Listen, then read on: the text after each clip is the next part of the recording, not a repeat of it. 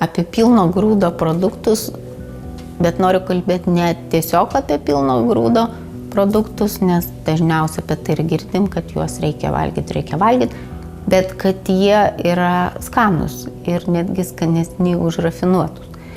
Rafinuoti miltai, rafinuotas cukrus, rafinuotas aliejus yra tie, kurie maistinė prasme yra mažiau vertingi. Ypač, kai kalbam apie kviečius ir kadangi kviečių valgom daug, viena rekomendacija yra mažinti apskritai kviečių vartojimą, nes jų valgom daug, o kita rekomendacija, kurią ir kartu galima taip pat lygiagrečiai naudotis, tai yra valgyti kviečius pilno grūdo. Nevalytus, nesijotus, ta prasme nesijotus, kad būtų su gemalais ir su selenu. Nes balti miltai, tai ten yra pašalintos pagrindinės maistingosios medžiagos su visais vitaminais ir skaidulom. Pirmas atsakymas yra, kad tai neskanu. Dėl miltų galiu sutikti, nes tikrai ir pyragą iš pilno grūdo, kviečių ne kiekvieną gali iškepti ir blynai turi kitokį skonį. Tačiau tai reiktų daryti palaipsniui. Ir dalį tokių miltų, dalį tokių. Bet, pavyzdžiui, makaronai yra tas produktas, kurį pereiti prie pilno grūdo yra visiškai paprasta. Aš sakyčiau, užtektų poros virimų, kad galima pamaišyti pilno grūdo ir baltus makaronus, tradicinius su pilno grūdo makaronai. Šie yra itališki tradiciniai klasikiniai makaronai, tik tai iš pilno grūdo. Ir rašo integrali. Integrali reiškia pilno grūdo. Bet jie kvietiniai, jie nėra be glitimo.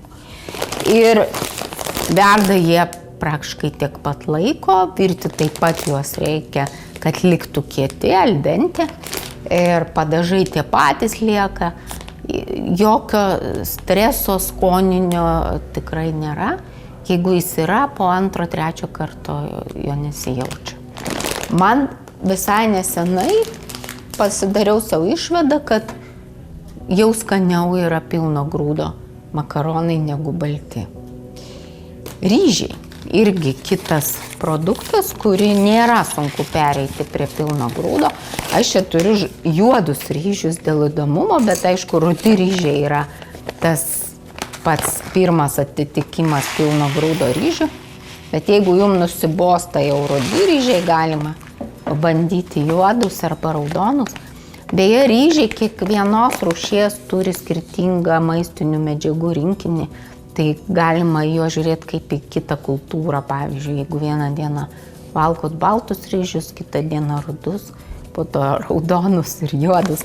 Jie yra ypač maistingi ir nelabai ko papildomai prie jų reikia, užtenka gero aliejaus ir gero dubenio salotų žalių ir maistingi ir pikantiški. Tai ryžiai, makaronai, košės.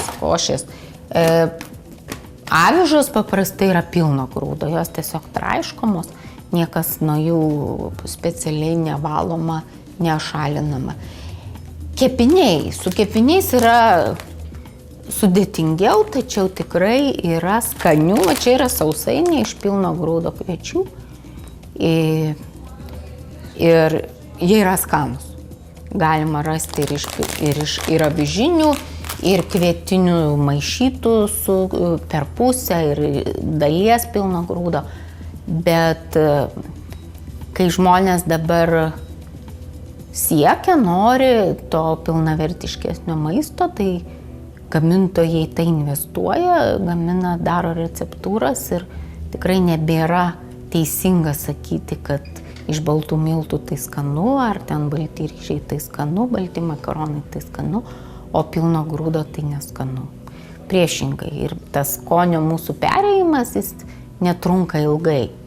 Nereikia manyti, kad man ir šiaip patinka. Man šiaip nepatinka pilno grūdo. Viskas. Vien dėl to, kad tai sveikiau. Ne, reikia priprasti, bet labai greitai tas požiūris pasikeičia.